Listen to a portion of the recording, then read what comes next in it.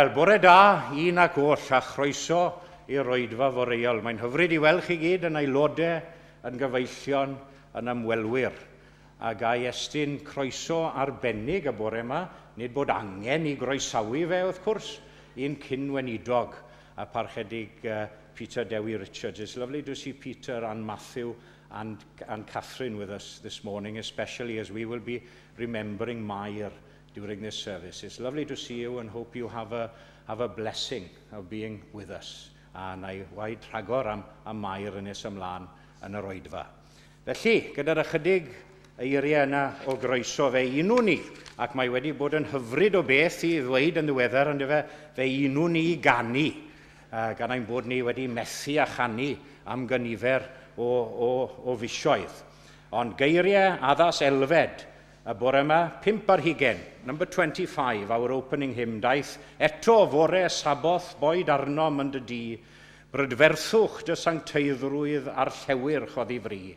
Da air y bore cyntaf aeth drwy a gwaglen wawr, tywyna arnom ninnau o arglwydd yma nawr. 5.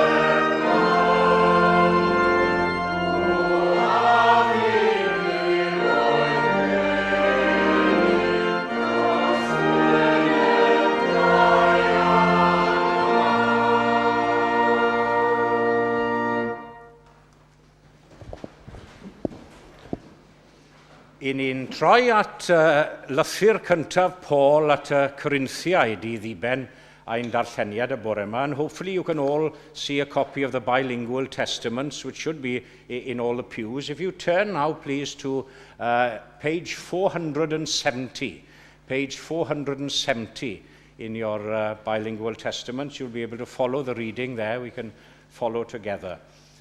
470, the third chapter of Paul's first letter to the Corinthians. Cydweithwyr dros ddiw. Minnau gyfeillion, ni ellais lefaru wrthych fel wrth rai ysbrydol, ond fel wrth rai cnawdol, fel bybanod yng Nghrist. Llaeth a roddais i chwi'n ymborth ac nid bwyd solet, oherwydd nid oeddech eto'n barod, ac nid ydych yn barod yn awr chwaith, oherwydd cnawdol ydych o hyd, oherwydd tra bo cenfigen a chynnen yn eich plith, ond nid cnawdol ydych, ac yn ymddwyn yn ôl safonau dynol. Pan yw un yn dweud yr wyf un perthyn i blaid Paul, ac un arall minnau i blaid Apollos, ond nid dynol ydych. Beth ynta yw Apollos, neu beth yw Paul? Dim ond gweision y deithoch wi i gredu drwyddynt, a phob un yn cyflawni'r gorchwyl a gafodd gan yr arglwydd. My fi a blanodd, Apollos a ddyfrhaodd, ond Duw oedd yn rhoi'r tyfiant. Felly, nid yw'r sawl sy'n plannu yn ddim, na'r sawl sy'n dyfrhau, ond Duw roddwr y tyfiant. Yr un sy'n plannu, yr un sy'n dyfrhau, un ydynt, ac fe dderbyn y naill a'r llall ei dal ei hun, yn ôl ei lafur ei hun. Canis eiddo Duw ydym ni, fel cydweithwyr, gardd Duw, adeiladwaith Duw ydych wi. Yn ôl y gorchwyl roddodd Duw i mi o'i ras, mi ysodau sylfaen, fel prif adeiladydd celfydd, ac am mai rhywun arall yn adeiladu arni. Gwylied pob un pa fodd y mae'n adeiladu arni. Ni all neb osod sylfaen arall yn lle'r un sydd wedi gosod, ac Iesu Grist yw honno. For no one can lay a foundation other than that which is laid, which is Jesus Christ. A dyna'r geiriau fyddai'n aros gyda nhw am ychydig yn nes ymlaen yn yr oedfa heddiw. Felly ychwanegau Duw i fendith at y darllen a'r gwrando hefyd o iair. Beth am i ni ganu emyn arall gyda'n gilydd. Y tro hwn, rhif 316, 316, un o eiriau mawr Williams Pantacelyn. O tyred io'r tragwyddol, mae yno tyd y hun fwy moroedd o drigaredd nag a feddyliodd dyn. Os dei at bechadur, a'i godi ef i'r lan, a'i galon gaif, a'i dafod dy ganmol yn y man. 316.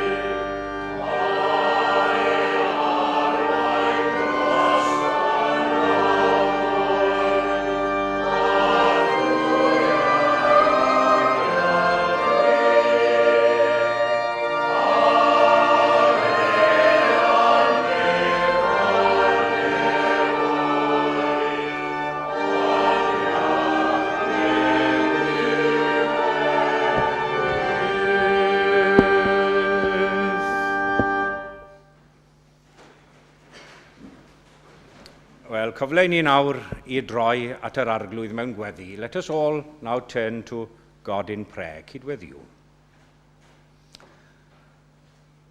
Arglwydd ein Duw, I ni'n diolch I ti o'r newydd y bore hwn, am gyfle I ddod ger dyfron fel hyn mewn addoliad ac mewn gweddi. Diolch I ti am ddigon o nerth ac iechyd I allu wneud hynny.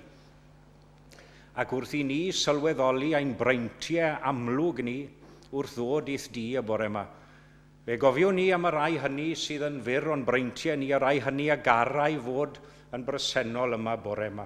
I ni'n gwybod amdani nhw, rhyw rai o blith ein haelodau yma sydd wedi methu y bod gyda ni y bore yma.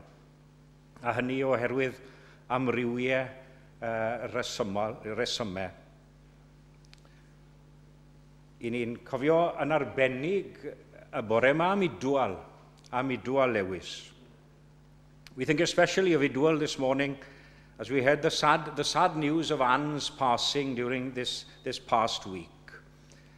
Ac I ni'n gweddio ar I ti fod yn gymorth ac yn gefn iddo fe nawr yng nghanol ei unigedd, ei drallod, ei alar. Cofiwn hefyd y bore yma am deulu Mair Richards, am Peter, am Matthew a Catherine a'r teulu oll.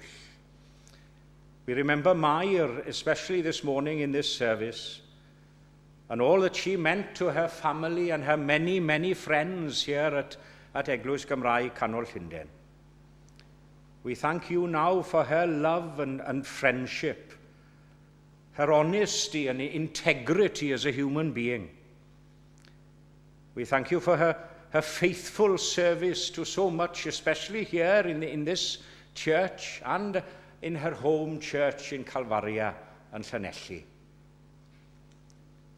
Gweddiwn yn awr am dy nodded athnawdd I bawb sy'n galaru. Mae yna ryw ofid yn llethu ryw rai bob awr o bob dydd. Ac I ni'n gweddio nawr ar iddyn nhw I deimlo ein bod ni yn cofio ac yn meddwl amdanyn nhw y bore yma. Lord God, as we come before you once more in prayer now this morning, we realize that we live in the midst of many troubles and doubts and fears and anxieties of many kinds.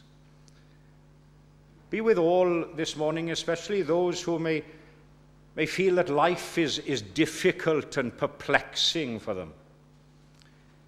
We pray that your comforting presence now will support them and that they may feel new hope and new purpose in a world which can seem so full of darkness and suffering at times. Gweddiw nawr fel ymhob oedfa ar I ni deimlo dy bresenoldeb yn fyw ac yn real yn ein plith ni y bore yma. I ni'n gwybod y fod I gyda ni yn wastadol, ond ni sy'n dieddol o grwydro ymhell oddi wrth I ti. Tynnu atat y nawr gwna ni'n un yn dy gariad pyr dy hun. I ni'n diolch I ti nad yw braich dy mynedd di wedi byrhau, a fod yn ein tynnu ni nôl o hyd ac o hyd i'th gorlan gled. A diolch I ti am blannu yr awydd yna ynom ni, i'th addoli di ac i'th geisio di y bore yma. We pray for your blessing on the preaching of the word wherever your gospel and message may be preached this morning, bringing hope and inspiration and support to all those who hear your message. I ni'n gweddio am eglwysi, yn ewedig eglwysi Cymraeg y ddinas hon, ac yn gofyn ar I ti fendithio ein tystiolaeth ni drwy gyfrwng y Gymraeg yn y ddinas fawr hon. Bendithio ein gwaith ni ac arddel ein gwaith ni gyda'r fendith di. Ac wrth I nine nawr I chlywed I neges I, Dau safwn am nerth ac am ras, i'n gwneud ni yn wneithurwyr y gair yn ogystal a gwrandawyr yn unig.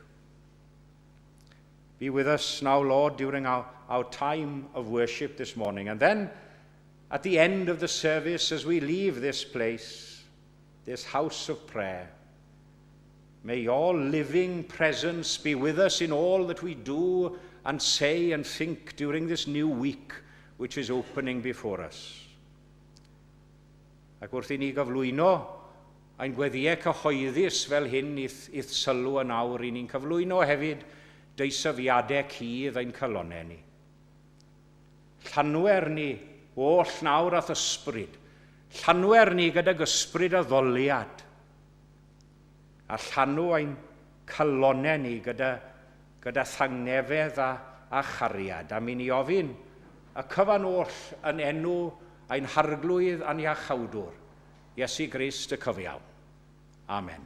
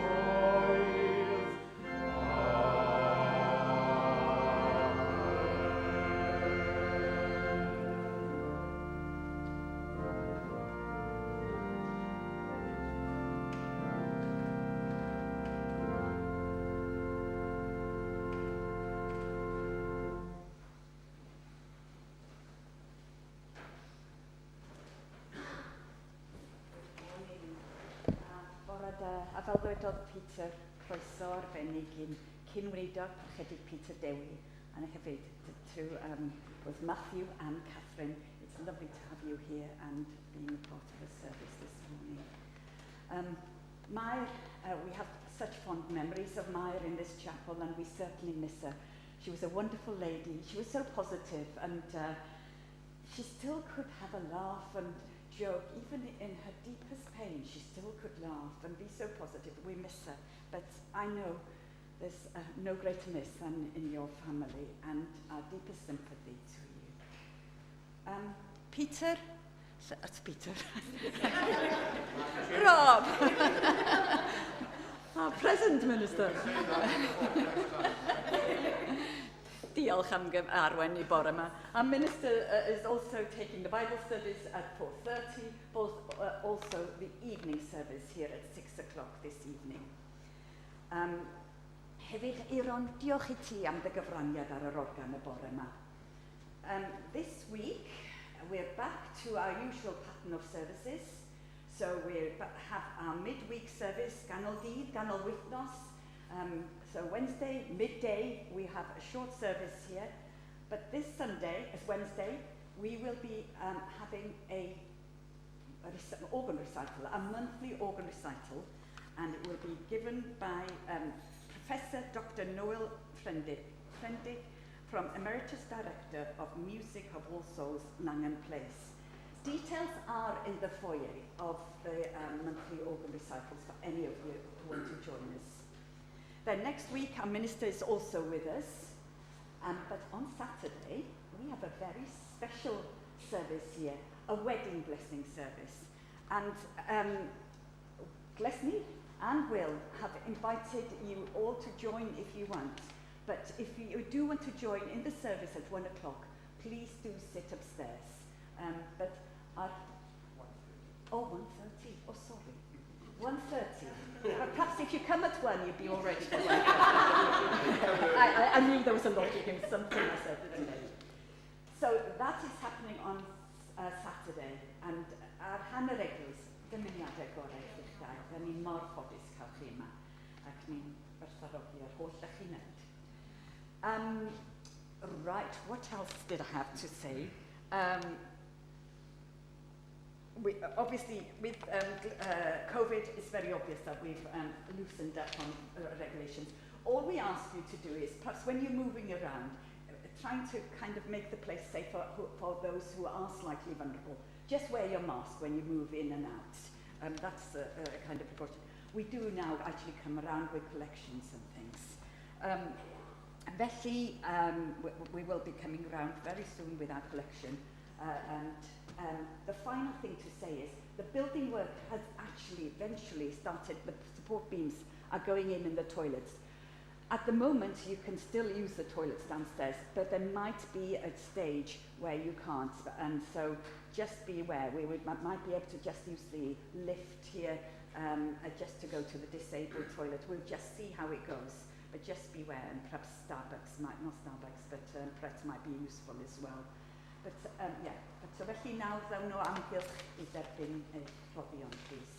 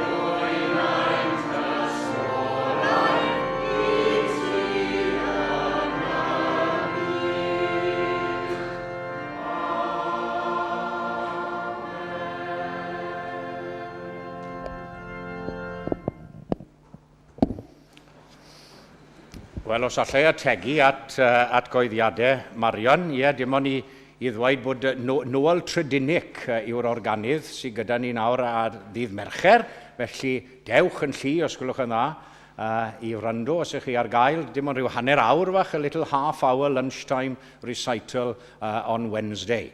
And as Marion mentioned, yes, please don't come the same time as the bride, and to steal the bride's thunder at 1:30, but come a little before, and you'll be very welcome to share in the happy day here next Saturday.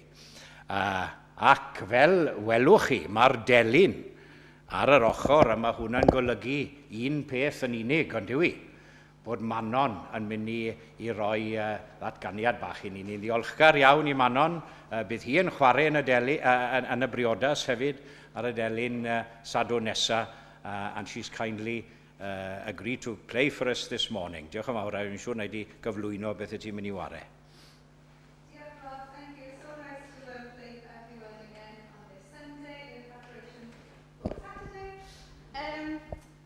I'm going to play for you an arrangement of the hymn Addoliad. Mi'n neud trefniant o yr emyn Addoliad.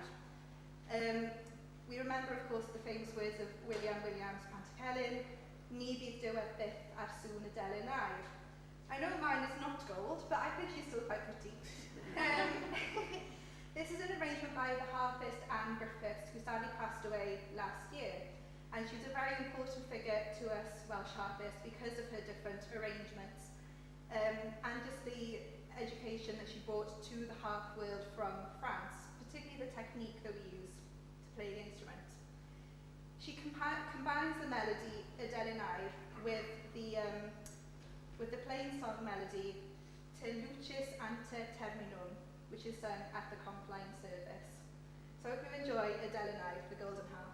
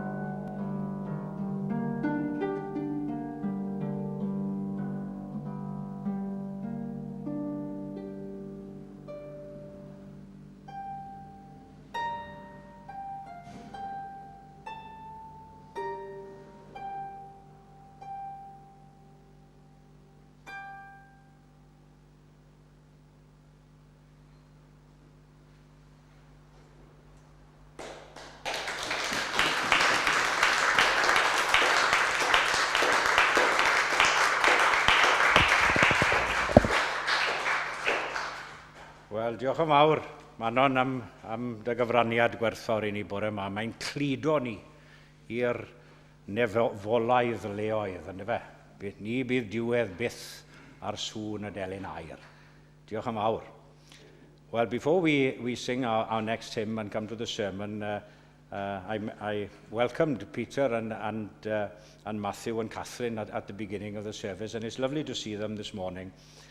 And just to say a brief word, you know, how much of a privilege, and it was a privilege personally to have known Mair, and of course to have taken her funeral service nearly 18 months, isn't it? 18 months ago, dear me.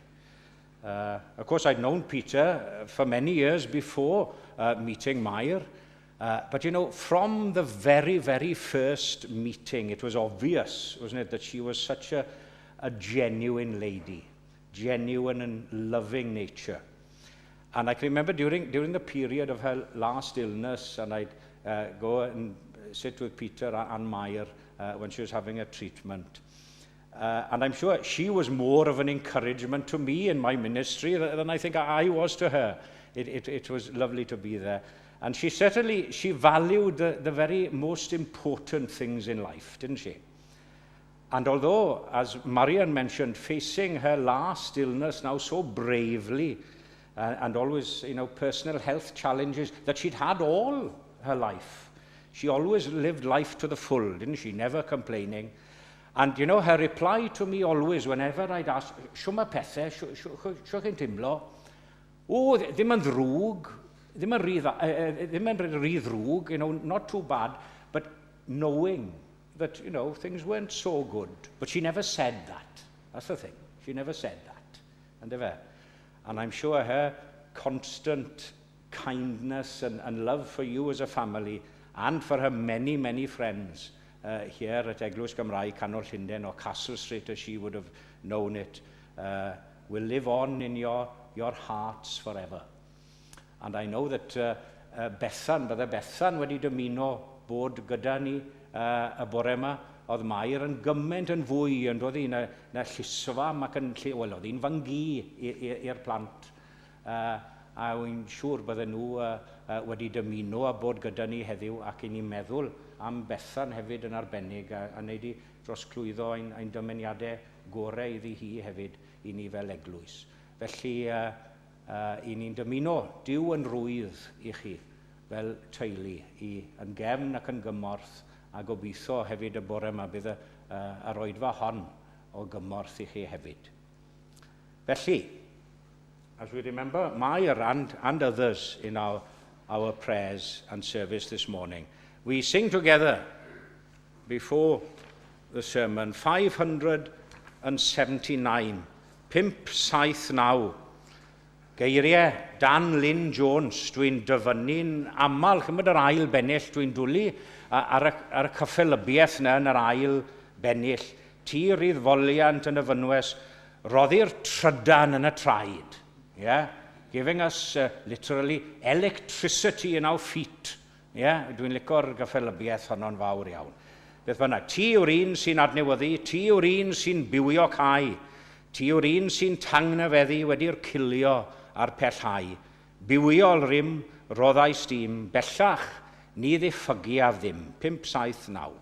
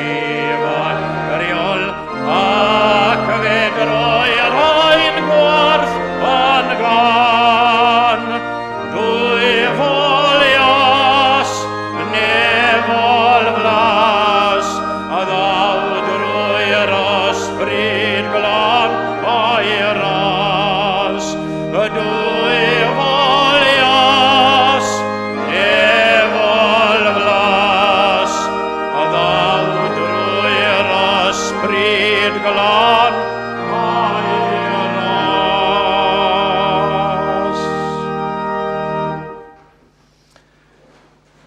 Wel, at eiriau nes I ddarllen ar ddechrau'r gwasanaeth o lythyr cyntaf Paul at y Corinthied, le ni'n gweld y geiriau yma. Ni all neb osod sylfaen arall yn lle'r un sydd wedi gosod, ac Iesu Grist yw honno. For no one can lay a foundation other than that which is laid, which is Jesus Christ. Nawr, mae unrhyw adeilad yn bwysig, ond yw I, wrth reswm, neu bydde fe ddim na, mae adeilad ei hun yn bwysig, ond yn bwysicach fydd mae'r sylfaen. However quickly, however cleverly, you can get houses in packs these days, especially from places, Germany and the Netherlands. Very popular, these houses come in pack. You can put it up in a week or two. And however beautiful a way a building might look, if the foundation is unsound, it's a foolish builder who's been working.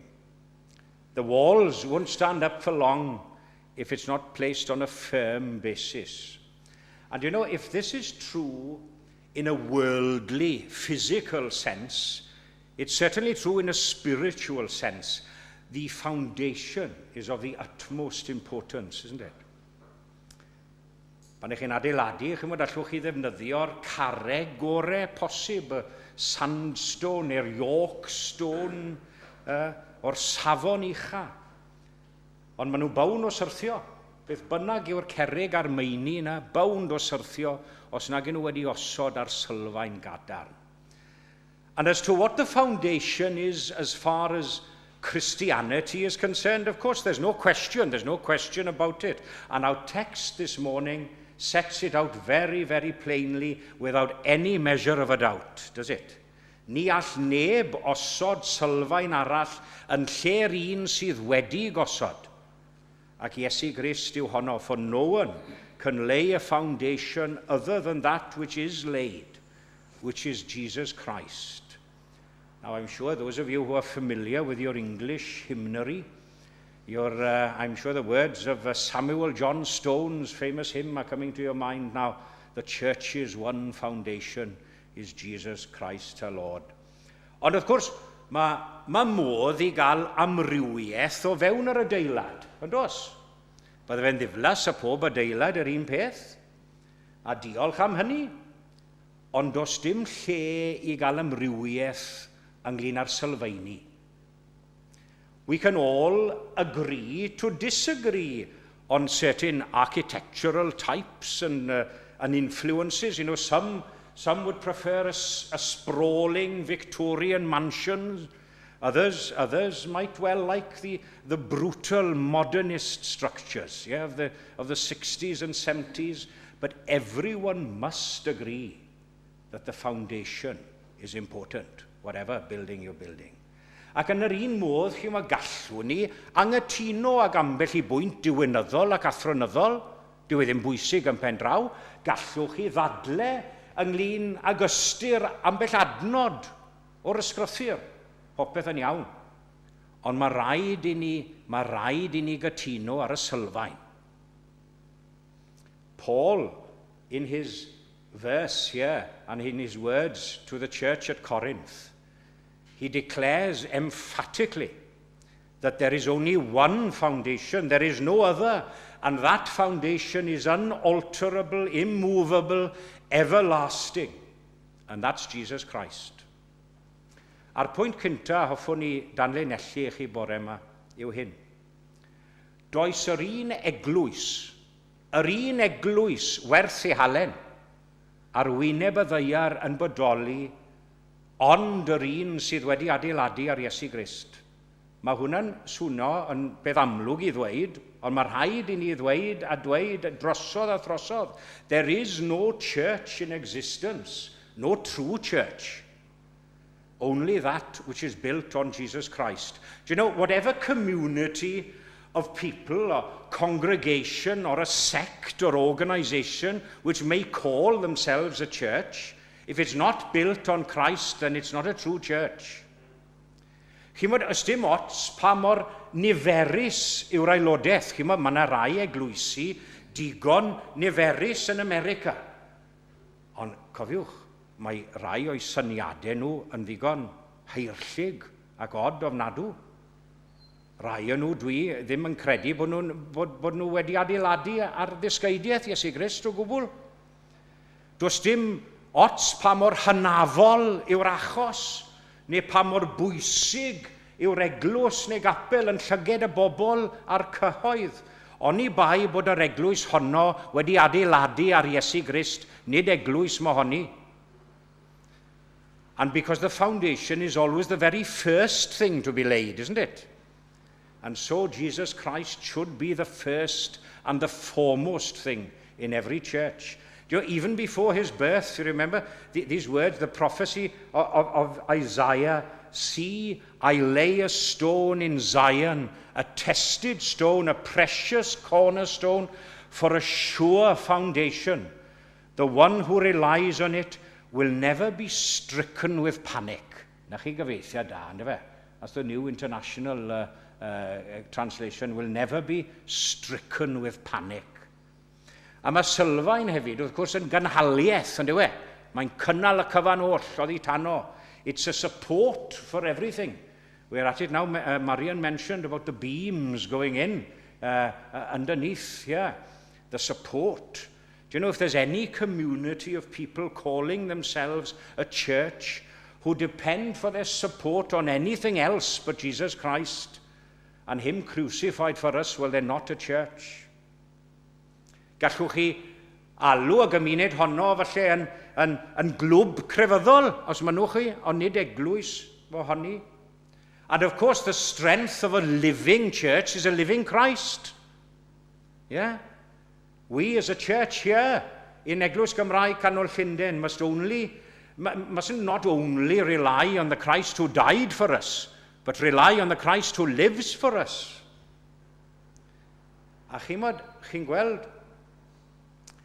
bod sylfaen hefyd yn gallu dylanwadu ar siap a chynllun yr adeilad hefyd.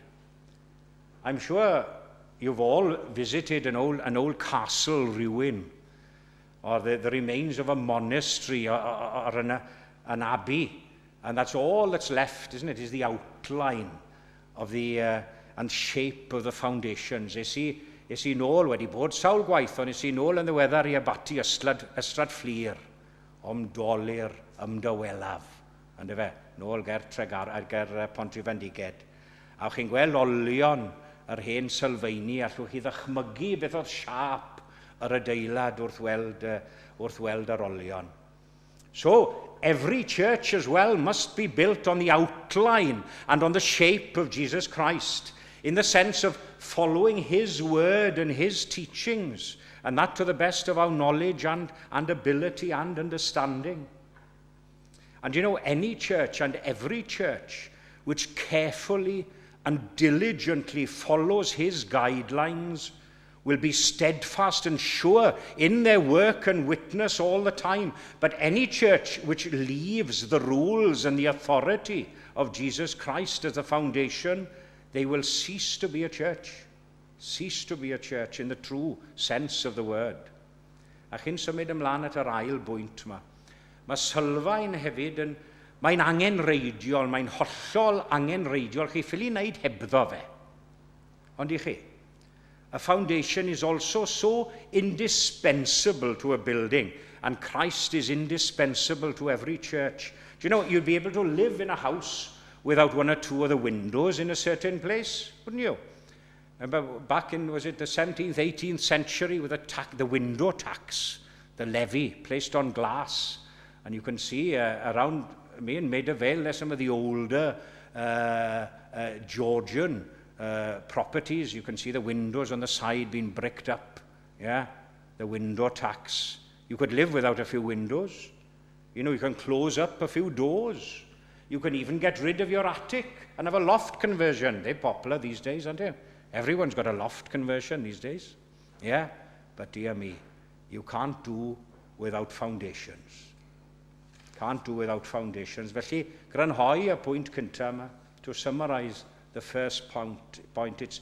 It's not the union of people with people. That's important. Yes, we often say that the church are the people. Yes, that is important. But that's not what makes the church. The very best of people can come together. Yes, form a league of nations, if you wish. I don't know how good they are these days. Or a federation for the good of others. You can concentrate on charitable and philanthropic projects, but they're not a church. They're not a church unless Jesus Christ is the foundation on which they are built. He must be the hope and the foundation of all. Fel soniodd y darlleniad y bore yma, mewn mlaen, dyw'r eglwys ddim wedi adeiladu ar Paul neu Apollos, i ni ddim yn ddilynwyr i Luther neu Galvin neu Wesley, mor bwysig yw'r rheini, neu John Penry neu John Miles, i ni'n ddilynwyr Iesu Grist. Therefore, to move on to my second point. There is no gospel message worth preaching today or any other day, but the gospel based on Jesus Christ.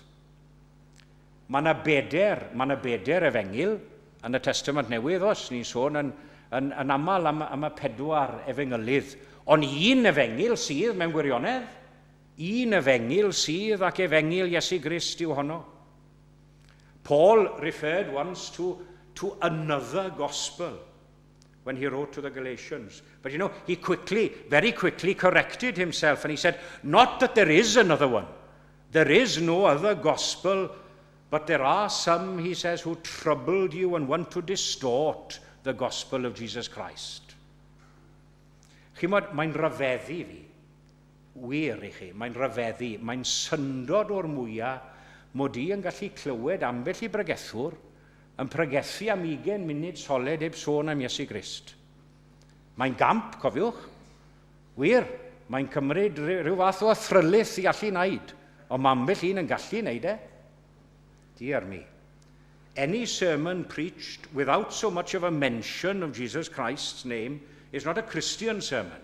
It might very well be a moralistic lecture. Yes, it might be a theological treatise, but it's certainly not a Christian sermon.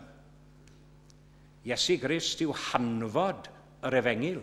He is the essence of the gospel. He is the good news as well as the teller of it. He is the sum and substance and crown and glory of the gospel. Iesu felly yw'r unig efengil sy'n bod, a'r unig efengil sy'n heiddi cael ei chyhoeddi y bore yma ac unrhyw fore Sul arall ac mewn unrhyw oedfa arall hefyd.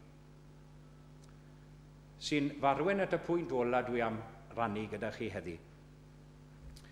Sef, does yr un Gristion, cofiwch, yr un Gristion yn bod, ond yr un sydd wedi adeiladu ar Iesu Grist.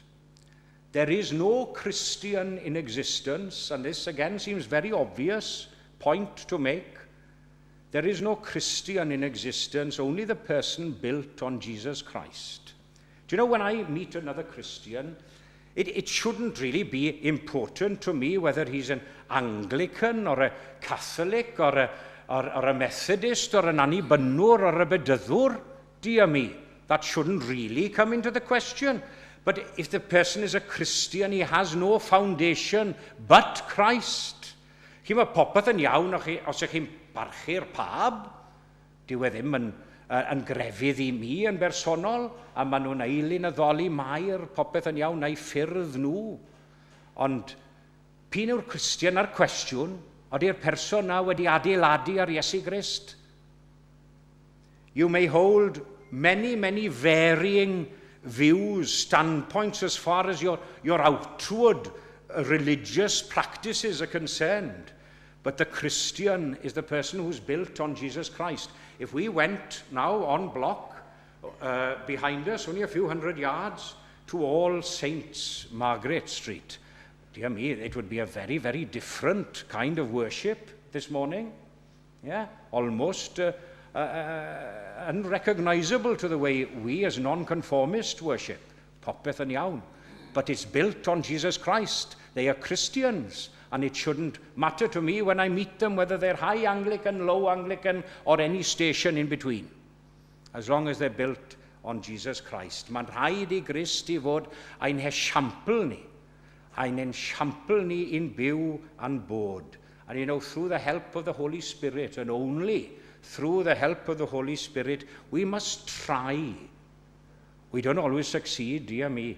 We fail miserably. So often, don't we? We fail to meet the mark. But we have to endeavor for him to be our pattern, our foundation for our life and our living. A true Christian is the one who builds on Christ, and he is their model and their foundation. He being the foundation not only of the church, not only of the message of the church, but of us, of our hope, and our foundation, the character of all that we do. Rwy'n sicr o un peth, allai sicrhau I chi y bore yma. Mae ei addewidion yn wir ac yn ddibenadwy. Maen nhw'n wir ac yn ddibenadwy. I have his promise, personally, this morning, that no one or no thing will separate me from his love. Neither death nor life, chi'n cofio'r adran? Neither death nor life, nor things present, nor things to come, nor height, nor depth, nor anything else in all creation will be able to separate us from the love of God in Christ Jesus our Lord. Odych chi'n rhoi eich gobeith mewn rhywbeth arall y bore yma? Gai holi hynny yn fudwyll iawn I chi y bore yma? Odych chi'n rhoi eich gobeith mewn rhywbeth arall, neu rhywun arall y bore yma? Cael gwared ag e. Cael gwared ag e'n syth. If you are trusting in anything or anyone that is not of Christ this morning, run away from it straight away. Run away from it, because it will give you false hope and false confidence in life and in death. Mae yna emyn gan Williams Pantacelyn I ni wedi canu emyn gan Williams yn barod, a mae yna rhyw emyn ddyfynu yn addas ar bob pwnc dan hael. Ond mae'r cyfan oll yn cael ei grisialu am hwn I yn y geiriau yma. Nad I'm adeiladu'n ysgam ar un sylfaen is yn nad I'm gymryd craig I orffwys ti yma I angau yn dy le, ti fy niw, tra fwyf byw, gaiff fod fy ngorffwysfa wyw. Dyma'r maen sydd yn y gongol Iesu Grist. Dyma'r garreg werthfawr bir, gloddiwyd allan ar y bryniau tragwyddoldeb dir. Nid oes lle is yn I adeiladu, ond fe, a hynny gogoniant I enw. Amen.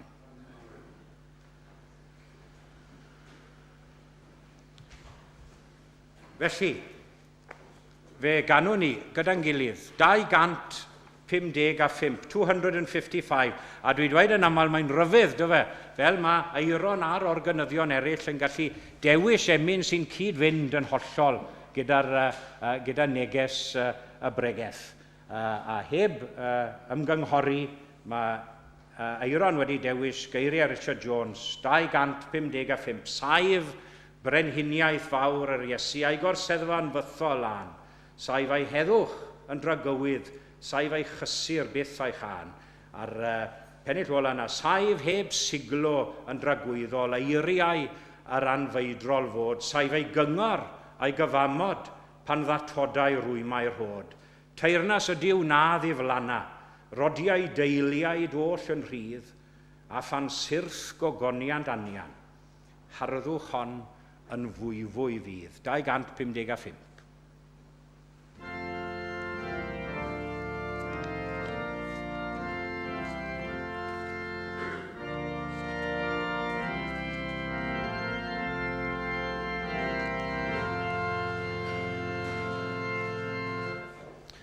Saif brenhiniaeth fawr ar Iesu.